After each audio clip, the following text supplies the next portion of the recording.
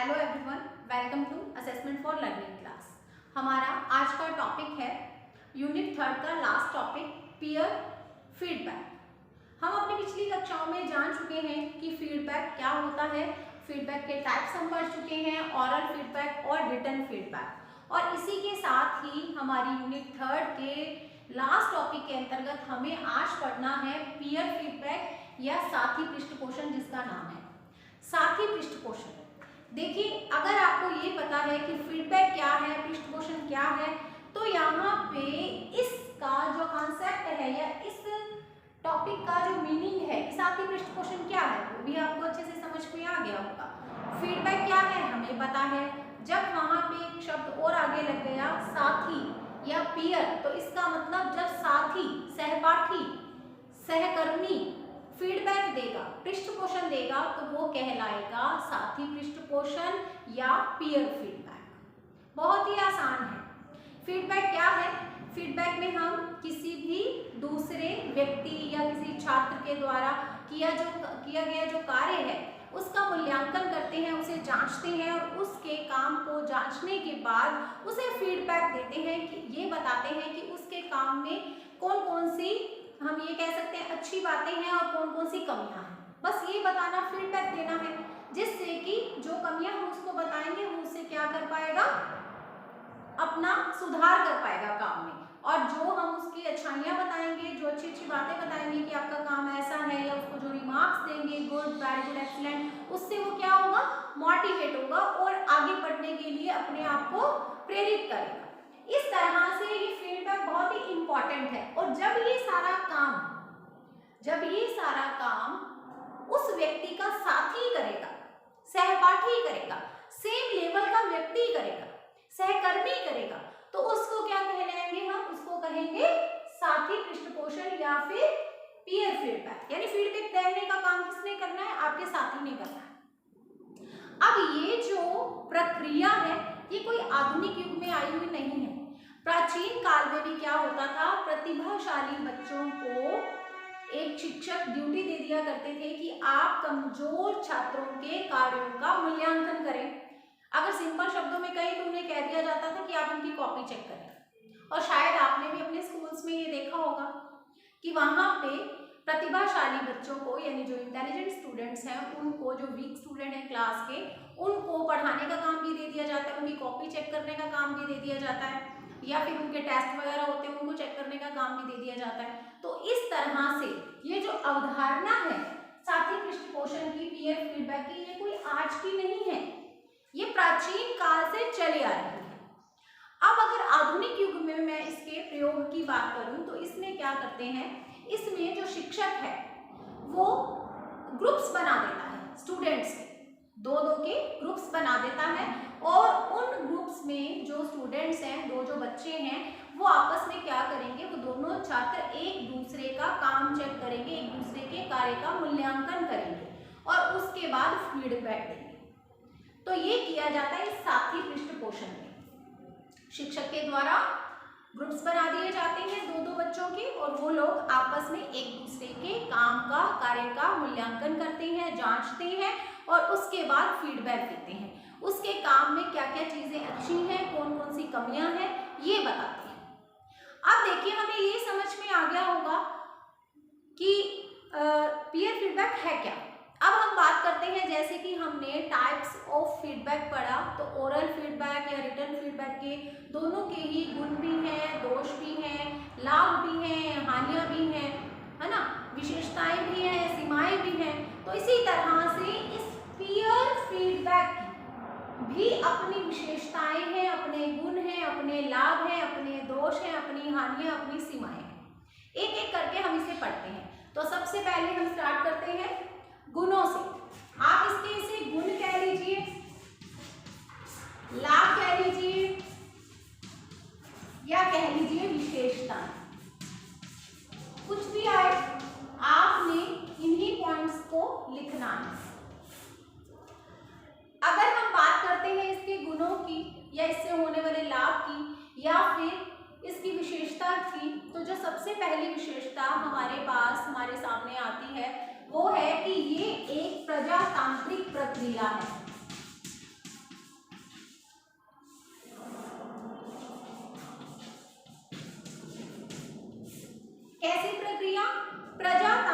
प्रक्रिया। प्रजातंत्र, प्रजातंत्र, लोकतंत्र क्या होता है? लोकतंत्र है जनता का, जनता द्वारा जनता के लिए शासन, यही है प्रजातंत्र या लोकतंत्र। तो यहाँ पे भी जनता खुद ही अपने पे शासन कर रही है। अब जनता कौन? यानी कि स्टूडेंट्स, क्लास के, यानी कि छात्र विद्यार्थी आपस में एक दूसरे के कार्य का मूल्यांकन कर रहे हैं। तो इसका मतलब कैसी प्रक्रिया हुई है? ये हुई प्रजातांत्रिक प्रक्रिया। यहाँ पे कक्षा का राजा किसे कहा जाता है? शिक्षक। शिक्षक का कोई दबाव नहीं है किसी भी प्रकार का, विद्यार्थी ही एक दूसरे का काम चेक कर रहे हैं, फीडबैक दे रहे हैं, इसलिए ये यहाँ पे राजा की जगह प्रजा ही सर्वोपरि है, जनता ही सब कुछ है। तो इसका मतलब ये कैसी प्रक्रिया हुई? ये है प्रजातांत्रिक प्रक्रिया। ठीक है, चलिए नेक्स्ट पॉइंट पे बढ़ते हैं। छात्रों की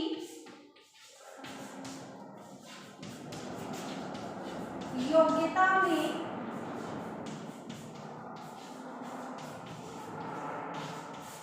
वृद्धि, छात्रों की योग्यता में वृद्धि। अब देखिए, शिक्षक का काम कर रहे हैं छात्र, तो छात्रों की योग्यता में वृद्धि होना तो बनता ही है। आप एक शिक्षक का काम सौंप रहे हो विद्यार्थियों को, तो देखो विद्यार्थियों को जब एक शिक्षक का काम करना आ जाएगा, जो जांचने का, मूल्यांकन करने का काम शिक्षक करता है, वो यहाँ पे छात्र कर रहे हैं। तो इसका मतलब क्या होगा? छात्र तो पूरी तरह से कुशल हो जाएंगे, उनकी योग्यता और भी ज्यादा योग्य हो जाएंगे, निपुण हो जाएंगे। ठीक है, तो यहाँ पे इसकी जो हम दूसरी विशेषता कह सकते हैं, लाभ कह सकते हैं, गुण कह सकते हैं, वो क्या है कि इससे छात्रों की योग्यता में वृद्धि होती है। इसके बाद जो तीसरा बिंदु है वो है चिंता का अभाव। अब ये चिंता का अभाव, किसकी चिंता का अभाव रहता है? तो यहाँ पे चिंता का अभाव दोनों ही पक्षों की चिंता का अभाव रहता है, शिक्षक की भी और छात्रों की भी। किस तरह से समझ लीजिए, यहाँ पे एक जो टीचर होता है, आपको पता है कक्षा में पढ़ाने के अलावा उसे बहुत सारी जिम्मेदारियों का या उत्तरदायित्वों का निर्वाह करना होता है, हम सब अच्छी तरह से जानते हैं। उसे पढ़ाना भी है, उसे मूल्यांकन भी करना है, तो इस तरह से उसका जो रूटीन होता है, दिनचर्या है, वो बहुत ही कह सकते हैं कि एकदम टफ रूटीन होता है उसका। तो इस तरह से जब वो पीयर असेसमेंट का काम करेगा या पीयर फीडबैक जो है वो अप्लाई करेगा अपनी कक्षा के बच्चों पर, तो वहां पे क्या होगा? वहां पे उसकी चिंता कम हो जाएगी, उसका कार्यभार कम हो जाएगा, तो जिसकी वजह से उसे चिंता कम हो जाएगी। इसी तरह से स्टूडेंट्स की भी चिंता का अभाव रहेगा। कैसे रहेगा इसे समझ लीजिए। देखिए, स्टूडेंट्स को बहुत ही चिंता रहती है, टेंशन रहती है कि अब उनकी कॉपी जांचने वाले हैं शिक्षक, या फिर उनकी जो है वो उनके काम का मूल्यांकन होने वाला है, तो अब पता नहीं कितने नंबर आएंगे, पता नहीं टीचर क्या कहेंगे, पता नहीं क्या क्या कमियां निकाल देंगे। और जब चेक करने वाला व्यक्ति, आपका मूल्यांकन करने वाला व्यक्ति अगर आपका साथी ही है, फिर डर किस बात का है? फिर तो कोई डर नहीं मुझे लगता है। तो इसका मतलब ये है कि आपका, यानी एक छात्र होने के नाते आपकी चिंता का भी खात्मा हो जाएगा, समाधान हो जाएगा। चिंता नहीं होगी आपको कोई भी कि आपके काम का मूल्यांकन शिक्षक नहीं कर रहा, बल्कि आपका साथी ही कर रहा है। तो इस तरह से अध्यापक की, शिक्षक की भी और विद्यार्थियों की भी चिंता का इसमें अभाव रहता है। अब जैसे कि मैंने एक पॉइंट बोला था, वही है नेक्स्ट, शिक्षकों के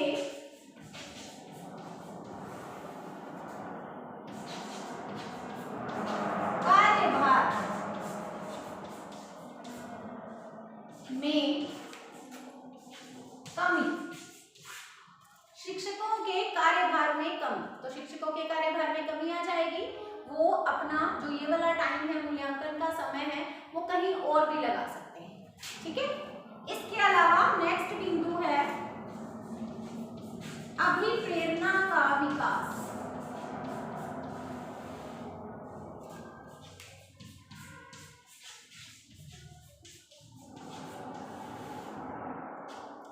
देखिए, जब आपको फीडबैक देने का कार्य आपके साथी के द्वारा किया जा रहा है तो आप क्या करेंगे, मान लीजिए उसने आपके काम में कमियां निकाली हैं या फिर आपके काम में उसने जो आपको फीडबैक दिया है, शाबाश, वेरी गुड, आपने बहुत अच्छा काम किया, आपकी तारीफ की है आपके काम की, तो इसे आप सहर्ष स्वीकार करेंगे।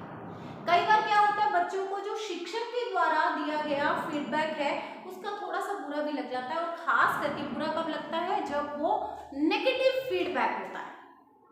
नेगेटिव फीडबैक वैसे किसी भी स्टूडेंट को अच्छा नहीं लगता है, और कई बार तो शिक्षक के जो शब्द होते हैं, हालांकि किसी भी टीचर का ये मोटिव नहीं होता है कि उसने पर्सनली किसी को हर्ट करना है अपने स्टूडेंट को, या कुछ ऐसा बोल करके उसको कुछ इमोशनल करना है, ऐसा नहीं होता है, किसी भी शिक्षक का ये मोटिव नहीं होता।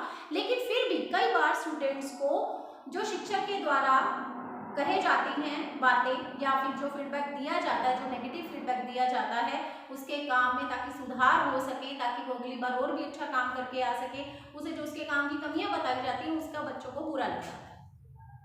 लेकिन जब यही काम उसके साथी के द्वारा किया जाता है ना, तो उससे क्या है कि वो उसको कोई बुरा नहीं लगता, बल्कि वो ये सोचते हैं कि चलो ठीक है, अगली बार मैं ऐसा नहीं करूँगा, अभी प्रेरित होते हैं।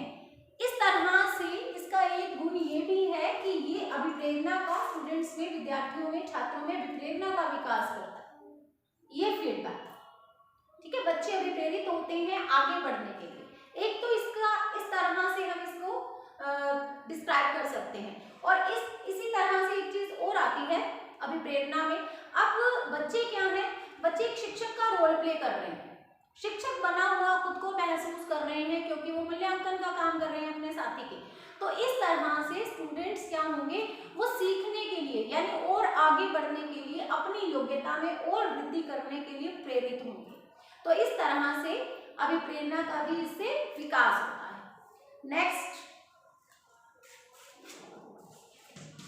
आत्मविश्वास।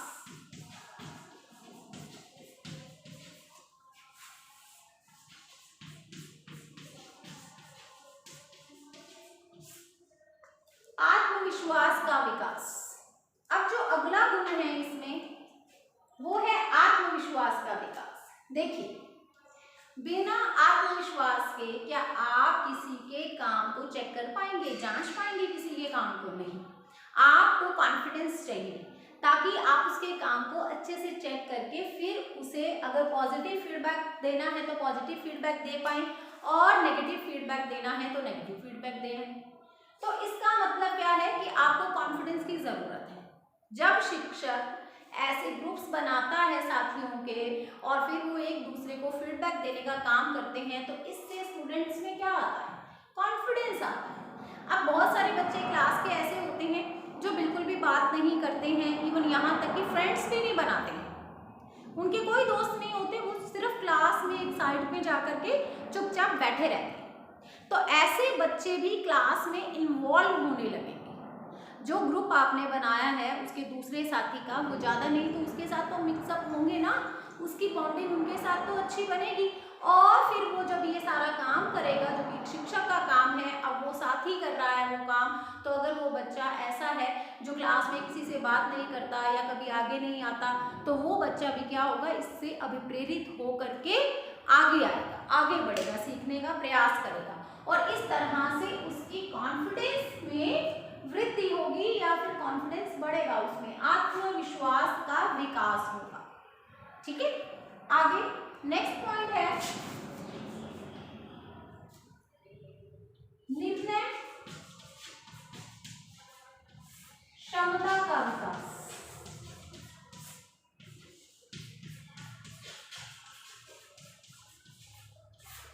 निर्णय क्षमता का विकास, निर्णय क्षमता मतलब काम को जांचने के बाद निर्णय करना है कि काम कैसा है, और उसी के आधार पर फीडबैक देना है, पॉजिटिव फीडबैक और नेगेटिव फीडबैक, दोनों में से चूज करना है कि काम कैसे स्तर का है, उसके आधार पर निर्णय लेना है और फिर फीडबैक देना है। ठीक है, तो निर्णय क्षमता यानी निर्णय लेने की क्षमता का भी बच्चों में विकास होगा। इसके बाद नेक्स्ट पॉइंट है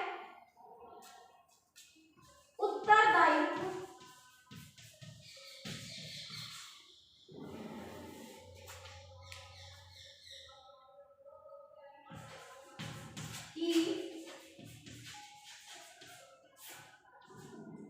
भावना का विकास। क्या जिम्मेदारी की जरूरत नहीं है? एक स्टूडेंट एक टीचर का रोल प्ले कर रहा है, मूल्यांकन का काम दे रहा है, काम कर रहा है, फीडबैक दे रहा है, तो बताओ क्या जिम्मेदारी भरा काम नहीं है?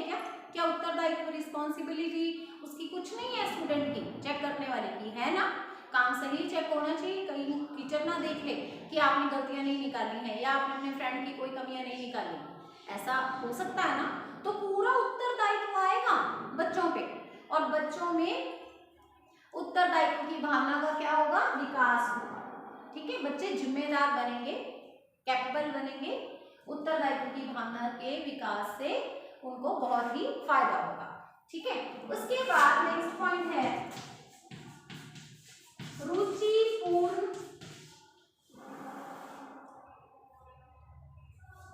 अधिगम।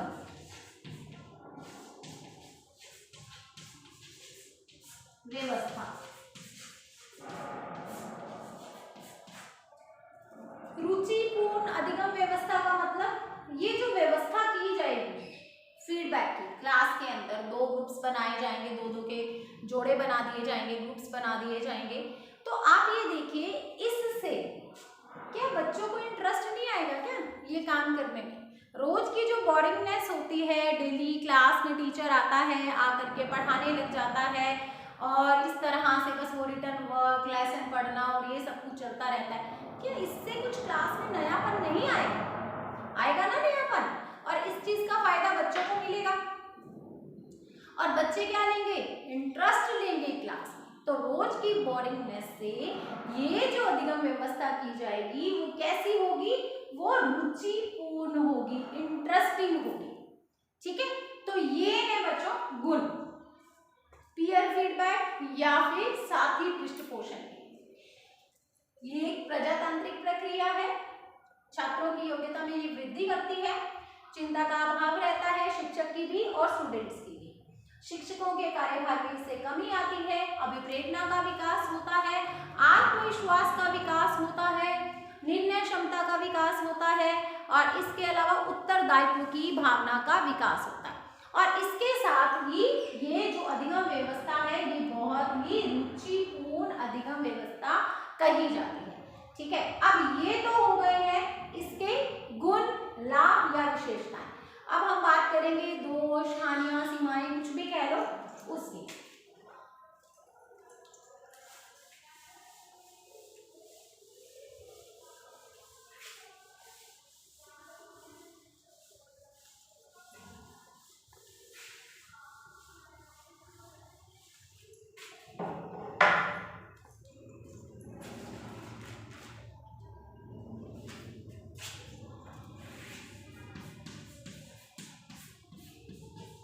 दोष, हानियां, सीमाएं,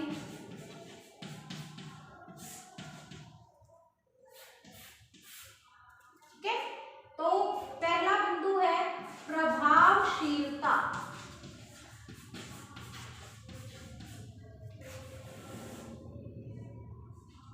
का अभाव, प्रभावशीलता का अभाव। ठीक है, प्रभावशीलता, ये जो फीडबैक होगा ना, अब जैसे मैंने पहले आपको बता दूं कि मैंने गुण बताए हैं तो मैंने सारी अच्छी अच्छी बातें बताई हैं, वो सिक्के का एक पहलू था। अब हम सिक्के के दूसरे पहलू पे हैं। ठीक है, हानियों पे हैं तो मुझे यहाँ पे इसकी कमियां ही बतानी है। तो देखिए, प्रभावशीलता के अभाव के अंतर्गत आएगा कि इसका प्रभाव जो होता है ना वो शिक्षक के द्वारा दिए गए फीडबैक के जितना प्रभावशाली नहीं होता। अध्यापक जो फीडबैक देता है स्टूडेंट्स को, वो फीडबैक स्टूडेंट्स के लिए बहुत मायने रखता है। यानी एक तो आपके सहपाठी ने आपको वेरी गुड बोला, ठीक है, और एक आपके टीचर ने आपको वेरी गुड बोला, क्या दोनों में कोई फर्क नहीं है ना? यानी एक आपको कमेंट मिला आपके साथी से, दूसरा मिला आपके टीचर से, दोनों में बहुत अंतर है। आपको ज्यादा खुशी तब होगी जब आपके टीचर के द्वारा आपको एक्सीलेंट, शाबाश, वेरी गुड, ये आपकी तारीफ की जाएगी, आपको अच्छा वाला फीडबैक, पॉजिटिव फीडबैक दिया जाएगा। और इसी तरह से अगर नेगेटिव फीडबैक की बात करते हैं तो जिस तरह से साथी अगर कुछ नेगेटिव फीडबैक देगा तो कोई फर्क नहीं पड़ेगा कि चलो ठीक है, तुझे कुछ नहीं पता, है ना, कोई सुधार नहीं होगा उसके कार्य में।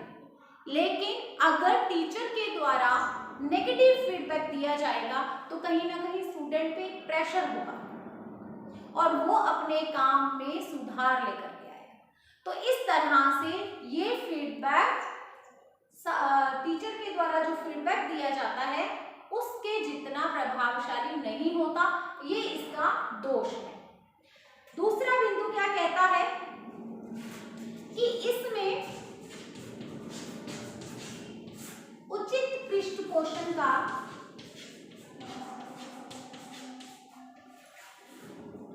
अभाव रहता है। अब भले ही आप स्टूडेंट से टीचर वाला काम करवा रहे हैं, लेकिन है तो वो स्टूडेंट्स ही ना, उनको नॉलेज तो नहीं है आपकी जितनी। तो अब यहाँ पे क्या होता है कि उचित पृष्ठपोषण का अभाव, मतलब कई बार क्या है कि जैसी फीडबैक दी जानी चाहिए वैसी फीडबैक नहीं दी जाती है, कुछ ना कुछ कमी उसमें रह ही जाती है। ठीक है, इसके अलावा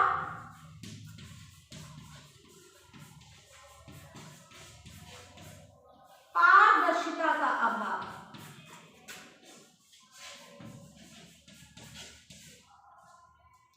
पारदर्शिता का अभाव मतलब आप इसको ये भी कह सकते हो कि इसमें जो टीचर के पास ऑब्जर्व करने का या जो टीचर के पास मूल्यांकन करने का गुण है वो स्टूडेंट्स में नहीं होता।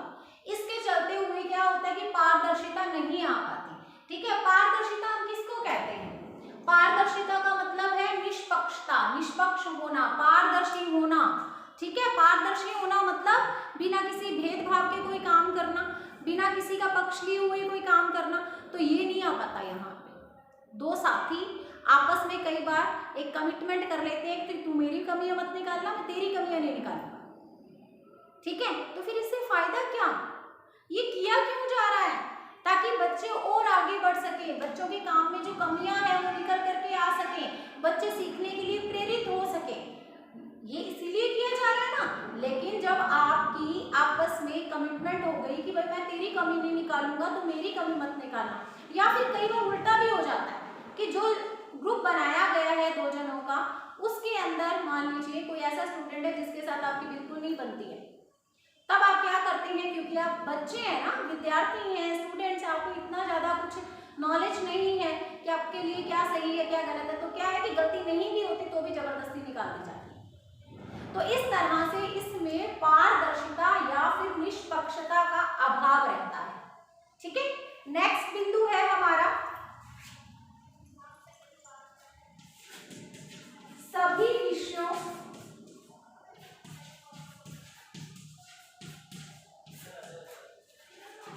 हेतु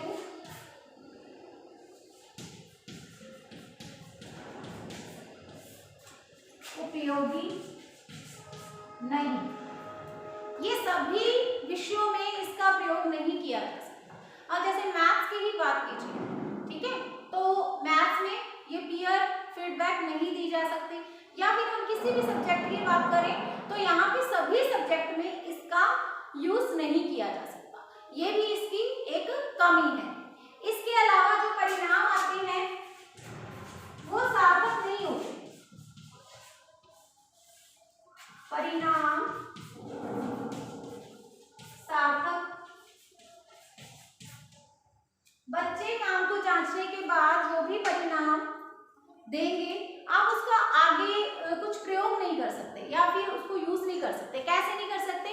क्योंकि आप उस पर भरोसा नहीं कर सकते कि बच्चों ने बिल्कुल रियल वर्क किया है या बिल्कुल रियल निष्पक्ष होकर के, पारदर्शी होकर के काम को चेक करने में एकदम सही फीडबैक दी है या नहीं दी है। ठीक है, तो आप इसके परिणामों का आगे फर्दर रिकॉर्ड में रख करके कोई यूज नहीं कर सकते। ठीक है, इस तरह से ये परिणाम सार्थक नहीं होते। इसके अलावा जो नेक्स्ट बिंदु है वो है शिक्षक का महत्व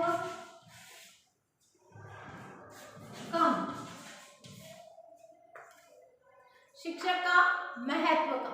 देखिए, अब एक शिक्षक का काम क्या है? शिक्षक का काम है अपने स्टूडेंट्स को टीच करना और इसके साथ ही उनके काम को चेक करना। अब जब ये काम चेक करने वाला मूल्यांकन का काम स्टूडेंट खुद ही कर रहे हैं, तो जो शिक्षक है उसकी तो वैल्यू ही बहुत कम हो जाएगी, है ना। उसकी जो इम्पोर्टेंस है वो बहुत कम हो जाएगी क्लास में। तो वहां पे शिक्षक का जो रोल है या जो इम्पोर्टेंस है, महत्व है, वो कम हो जाता है। ये भी इसका एक दोष है, इससे होने वाली हानि या इसकी सीमा है।